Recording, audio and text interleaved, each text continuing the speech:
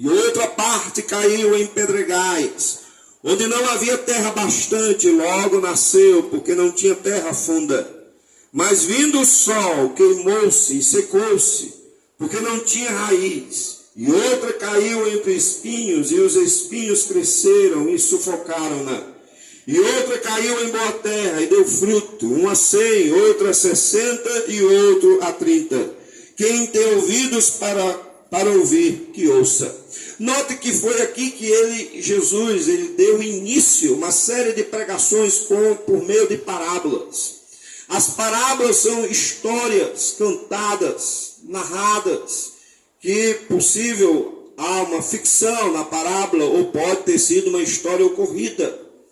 Mas o objetivo da parábola era chamar a atenção ao ouvinte para os segredos do Evangelho, visto que na simplicidade da pregação, na mensagem aberta, as pessoas estavam menosprezando. Jesus começou a falar por parábola, para que isso despertasse nos ouvintes o interesse de conhecer o que estava por trás de cada parábola. Por isso que Jesus, logo em seguida, ele aos discípulos, quando ele tomava os discípulos em particular, ele revelava os segredos do que diz respeito às parábolas. E ele explica a razão pelo qual ele inicia as suas mensagens em parábolas, porque as pessoas não estavam dando crédito. Mas é interessante, irmãos, que embora Jesus tenha iniciado uma nova forma de pregação, ele não deixou os ouvintes alheio àquilo que a parábola queria dizer. Nós não fundamentamos uma doutrina em cima de uma parábola, mas extraímos o que está por trás dela. Na parábola do semeador já nos é visto que Jesus estava se referindo à obra de evangelismo. Quando ele fala a respeito do semeador, ele estava se referindo a ele mesmo, o Filho do Homem que veio semeando a palavra de Deus. A semente é a palavra de Deus. E cada lugar em que a semente é depositada mostra o coração daquele que está ouvindo, como ela reage diante da palavra de Deus, como ela está reagindo. Porque a mensagem do Evangelho, irmãos e ouvintes, ela requer da pessoa que a ouve uma resposta. Deus requer de quem está ouvindo a mensagem do Evangelho uma resposta à mensagem. Por isso que nós podemos ter um discerne da mensagem do Evangelho na parábola do semeador, que ela vai ser a chave para que nós possamos entender as demais parábolas que Jesus possa contar. Quando ele fala do semeador, ele fala do trabalho árduo de ir pregar a palavra de Deus, é como quem vai plantar. E a palavra de Deus é comparada com uma semente.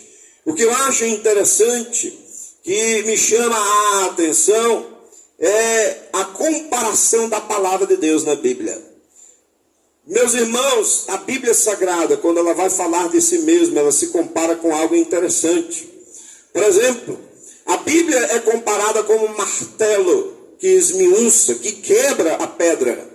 Ela é comparada em outras passagens como uma espada cortante. Note que ela tem essas comparações, ela é como algo mais duro para quebrar algo que é duro, que é o coração do homem. O coração do homem é endurecido, o pecado endureceu, calcificou, tornou a sua consciência endurecida. E é preciso que haja algo mais duro para que possa quebrar aquilo que foi endurecido pelo pecado. O pecado, ele causa isso.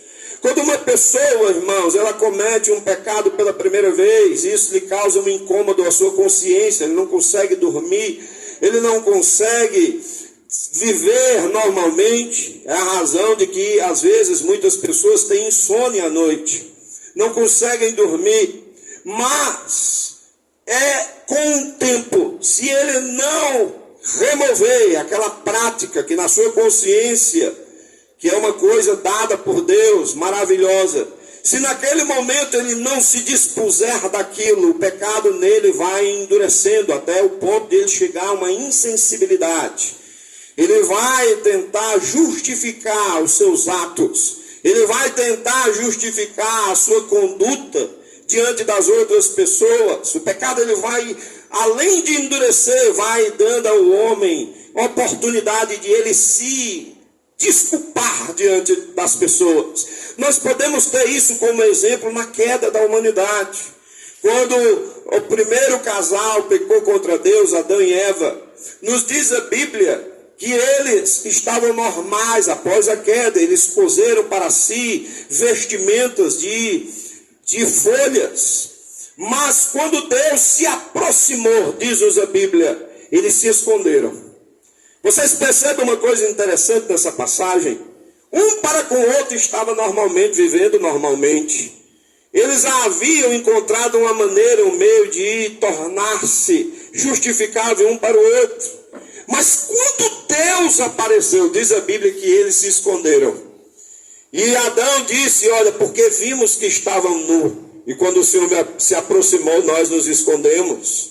Note que eles, diante de si, diante da convivência em si, eles estavam vivendo normalmente. Estavam comumente normal. É como se o pecado naquele momento tivesse se tornado algo aceitável para eles, tivesse se tornado uma normalidade. Eu sempre costumo dizer que o pecado hoje, irmão, só mudou de rótulo. O pecado na sociedade só mudou de rótulo. Há pessoas que falam de coisas aí dando nomes, mas que na realidade na Bíblia dava o nome. A cada pecado hoje apenas foi rotulado pela sociedade. Coisas que têm hoje um